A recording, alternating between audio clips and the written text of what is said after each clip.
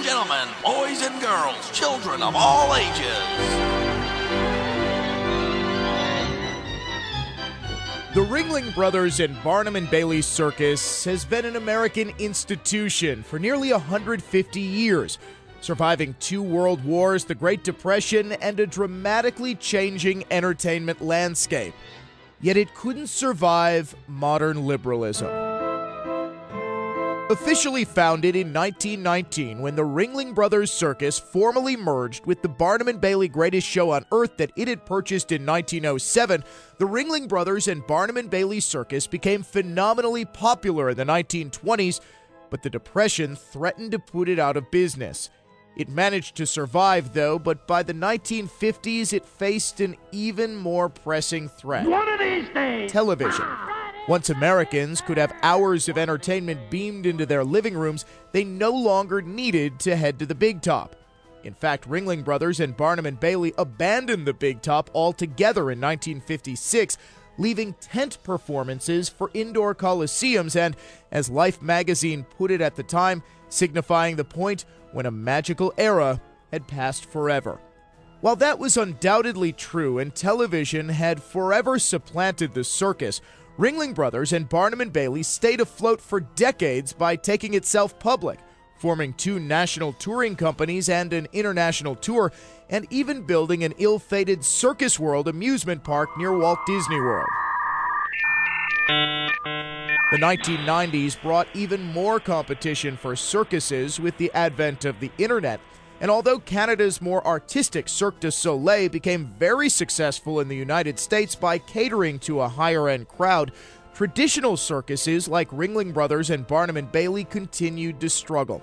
Still, though, the circus survived until it faced the enemy that would ultimately destroy it: activist liberalism.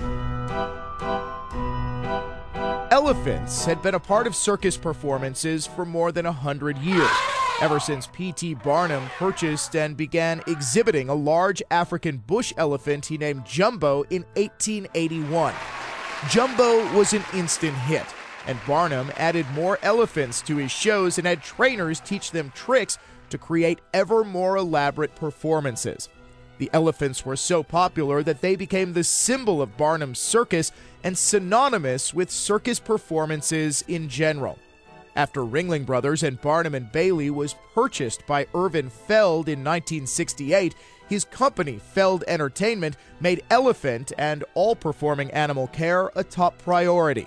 The circus employed a full-time veterinary staff and made sure at least one vet accompanied the animals on each tour. This wasn't just humane, it was also a common-sense business practice, as the animals represented a significant investment and were a vital part of each performance. Each animal saw not just a vet for basic care, but also trained professional handlers who didn't just work with them, they loved them. The elephants in particular were a focus of concern, and in 1995, the company founded the Center for Elephant Conservation, a 200-acre preserve in Polk City, Florida. It serves as a retirement home for elderly circus elephants, a breeding compound to help maintain the population of an endangered species, and a research facility.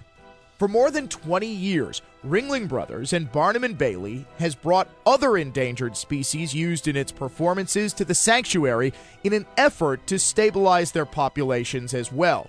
More common performing animals, such as dogs and cats, were routinely saved from death at animal shelters and trained to do tricks in various shows. Yet by the late 1990s, radical left-wing animal activists began targeting the circus. Despite the fact that to this day, Ringling Brothers and Barnum Bailey has never once been found to be in violation of the Animal Welfare Act despite near constant inspections, these activists nonetheless seized on an elephant's death in 1998 as evidence of widespread animal abuse. Kenny, a 3-year-old Asian elephant, died of unknown causes following a performance. Animal rights activists were outraged and demanded an investigation.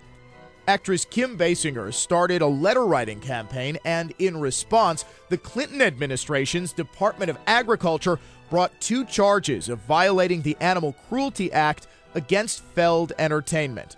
However, upon investigating the death, it became apparent that there was not enough evidence to secure a conviction, so the Agriculture Department reached a settlement. Feld would donate $20,000 to elephant causes in exchange for the federal government absolving the company of all blame for Kenny's death. Since then, there has not been a single shred of evidence that the circus was in fact responsible for the death of Kenny, but the case was a turning point in the left's war against Ringling Brothers and Barnum Bailey. Instead of seeking regulatory relief from the federal bureaucracy, activists began trying to find sympathetic federal judges to battle the circus in court. I hate bullies. I especially hate bullies who beat and intimidate animals. At the same time, the rise of the internet and social media allowed organizations like the Humane Society, PETA, and the ASPCA to wage a public relations campaign against Ringling Brothers and Barnum Bailey that played to both the public's sympathies and lack of knowledge about animal handling techniques. I'm here to tell you about the Ringling Brothers and Barnum Bailey Circus, a name that has become synonymous with animal cruelty. Many of the claims about circus handlers' treatment of elephants focused on their use of a bullhook, a tool used to guide the animal's movements. Activists claimed that the bullhook is used to intentionally inflict pain upon the animal so as to punish it for, say, incorrectly performing a trick. But the American Veteran Medical Association, the American Humane Association, and the Elephant Managers Association all determined that a bullhook was not only proper for use in working with elephants, it is often vital for the safety of both the trainer and the elephant alike. The ASPCA and other radical animal rights groups, including a subsidiary of the Humane Society, didn't limit their dishonesty to YouTube videos, however. They also paid a disgruntled former Ringling Brothers employee $190,000 to make false and defamatory allegations about elephant mistreatment in a federal lawsuit the activist groups filed against the circus in the year 2000.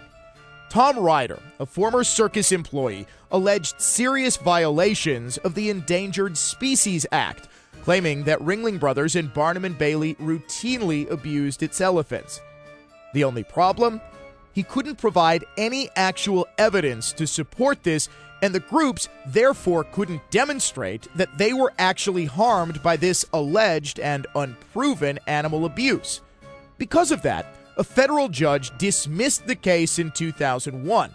2 years later, an appellate court sympathetic to the animal activists' cause reinstated the case to give them a second chance to prove their sensational claims.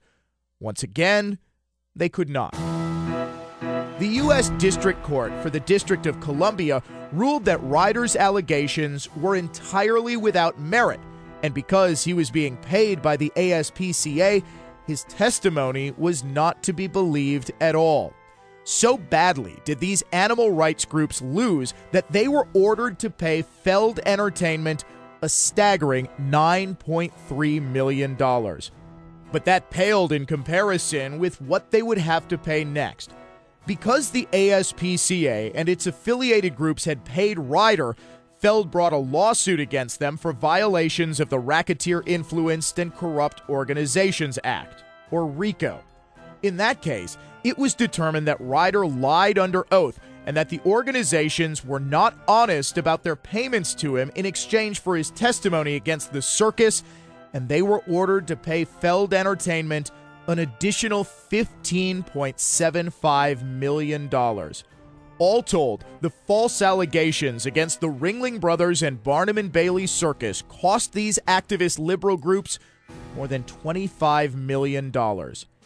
In spite of this massive and unprecedented loss, though, they managed to win the public relations campaign. And in 2011, the Obama administration's Department of Agriculture responded to growing public pressure and reached a $270,000 settlement with Feld Entertainment over alleged non-compliance with the department's standards for animal care. However, the department noted in its settlement that it has not instituted an administrative enforcement action based on the results of these inspections and investigations. And those inspections and investigations took place up to 4 years earlier. If they were so egregious, why did the Department of Agriculture take precisely zero action to correct them, including even a strongly worded letter? Yet Feld wanted the show to go on, so it agreed to settle even though it admitted no wrongdoing, and the Department of Agriculture never detailed what specific standards the circus had failed to meet. Even though it seemed clear that Ringling Brothers and Barnum Bailey was most certainly not abusing its animals, and in fact it was learned during the lawsuits that the organization spent more than $6 million a year on animal care, the public's mind was made up. Years of negative press from what turned out to be a fraudulent lawsuit had convinced far too many people that the circus was abusing its elephants. And in 2015, it announced that within 3 years, all 12 of its touring elephants would be retired to the Center for Elephant Conservation. Liberals across the globe rejoiced, as finally the elephants would be free from their cruel masters in the circus and live a life of luxury at a conservation site owned and operated by the cruel masters in the circus. It's a paradox that no one seems to have thought too much about. If Feld Entertainment cares so little about its elephants, why does it operate a multi-million-dollar facility in Florida to care for its elephants? In spite of this obvious contradiction, the animal activist left had won a battle that ultimately ended the war. The circus moved up the 2018 retirement date for its elephants to early 2016, but that decision proved to be fatal. Without the elephants in the show, ticket sales plummeted. 14 years of lawyers' fees combined with an already shaky industry hampered by decades of waning public interest meant Ringling Brothers and Barnum Bailey simply could no longer compete. And Feld Entertainment CEO Kenneth Feld issued a statement that he said broke his heart. After much evaluation and deliberation, my family and I have made the difficult business decision that Ringling Brothers and Barnum Bailey will hold its final performance in May of this year.